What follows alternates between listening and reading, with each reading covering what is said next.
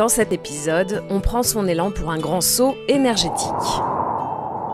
Je m'appelle Gabriel Boishomme, j'ai 27 ans. J'ai grandi dans un petit village dans le Nord-Isère et je suis ingénieur chargé d'opération chez CETEC Organisation. Un saut énergétique parce que c'est la traduction en français d'Energiesprong, une démarche venue des Pays-Bas sur laquelle travaille Gabriel Boishomme. Son entreprise, CETEC Organisation, est une filiale du groupe CETEC. Elle assure de l'assistance à maîtrise d'ouvrage. Donc c'est un projet de rénovation énergétique de logements sociaux. 14 bailleurs de la région Pays de la Loire ainsi que de la région Bretagne se sont regroupés. On crée une centrale d'achat dont l'objectif était de lancer une consultation pour rénover leur parc de bâtiments. Donc les 14 bailleurs se sont regroupés finalement pour avoir un parc de bâtiments plus important à rénover et créer une démarche de massification de la rénovation énergétique pour attirer des industriels à s'investir dans la rénovation énergétique. Les accords de Paris ont fixé des objectifs environnementaux assez ambitieux. Le secteur du bâtiment étant un des secteurs les plus émetteurs de gaz à effet de serre. La rénovation de ces bâtiments pour en réduire les consommations est une priorité. Et il y a urgence. Aujourd'hui en France, 7 millions de logements sont mal isolés. 14% des Français ont froid dans leur appartement, de véritables passoires thermiques. L'État en a d'ailleurs fait une priorité nationale.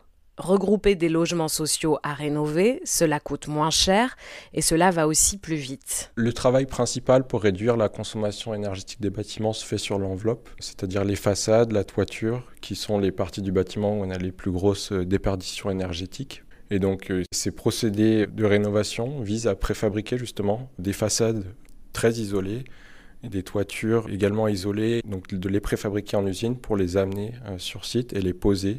Ce qui permet, si on arrive à massifier ce secteur-là, d'en améliorer la qualité, parce que les travaux réalisés en une usine font l'œuvre d'un contrôle qualité supérieur à ce qui peut être réalisé sur chantier, d'en améliorer les coûts, qui dit préfabrication en usine dit standardisation des procédés, donc amélioration des coûts, et d'en améliorer les délais de chantier et les nuisances pour les occupants, puisqu'une grande partie des éléments étant préfabriqués, le temps passé sur site pour poser ces éléments est réduit par rapport à un chantier classique. Sans oublier l'aspect social avec la lutte contre la précarité énergétique. Des logements bien isolés, ce sont des factures de chauffage moins élevées à payer pour les locataires. Un projet qui fait sens pour Gabriel. En travaillant sur ce projet, on est particulièrement impliqué dans un secteur qui a un enjeu fort pour les problématiques climatiques. C'est quelque chose que je voulais ressentir dans mon métier, je voulais contribuer à des projets qui, pour moi, vont dans le bon sens, entre guillemets, sont vertueux sur un plan environnemental et pour la transition énergétique. Le bâtiment et la transition énergétique, deux secteurs qui n'en font plus qu'un et qui attiraient déjà Gabriel durant ses études d'ingénieur. Pendant mon cursus à Centrale Lyon, j'ai fait une année de césure. Donc n'ayant pas de parents ingénieurs, j'avais ce besoin-là d'expérimenter divers métiers et de voir différents aspects avant de pouvoir me positionner et finalement de faire mon choix, quelles étaient mes aspirations. J'ai fait 3 différents stages. Le premier en assistant conducteur de travaux dans une PME à Chambéry qui s'appelle Est Ouvrage. On peut se poser la question quel rapport avec la transition énergétique, mais avant d'arriver là, j'avais aussi un intérêt pour la construction parce que j'avais le sentiment de vouloir voir les choses concrètes, voir finalement mon travail, à quoi il aboutit. Suite à quoi, après cette expérience en entreprise générale, j'ai voulu aller voir plutôt du côté de ce qu'on appelle la maîtrise d'œuvre. Donc l'entreprise générale construit et la maîtrise d'œuvre prescrit, pour faire court. J'ai fait un stage chez Artelia à Lyon, dans lequel j'étais du coup du côté maîtrise d'œuvre d'exécution, toujours sur chantier. Mais c'est au moment d'évoquer son 3e stage que les yeux de Gabriel s'illuminent. Il s'est toujours senti proche de l'Asie. Je suis métisse, ma mère est d'origine française, mon père d'origine laotienne. Donc j'ai grandi dans cette double culture. Je ne sais pas si c'est normal, inné ou autre, mais j'ai eu envie d'en découvrir plus sur la vie en Asie.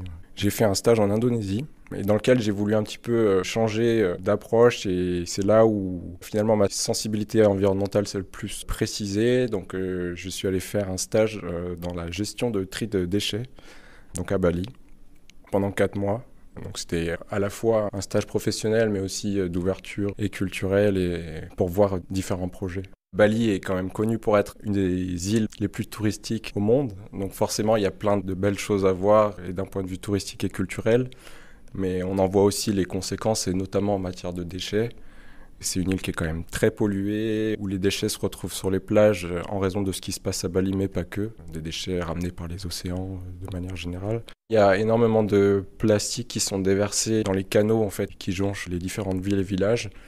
À Bali, il n'y a pas de système de collecte de déchets, donc les habitants se débarrassent de leurs déchets en les brûlant ou en les jetant dans la nature, puis ils sont charriés par les canaux, ramenés sur les plages, qui font que cette problématique des déchets là-bas est une problématique majeure, que certaines associations et entreprises locales essaient de contribuer. Après ce stage à Bali, Gabriel choisira donc de se spécialiser en environnement pour sa 3e et dernière année à Centrale Lyon.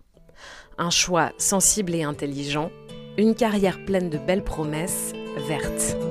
C'est Le Sens des idées, le podcast de l'ingénierie engagée. À bientôt pour une nouvelle rencontre avec des femmes et des hommes qui, chacun dans leur domaine, contribuent à changer le monde.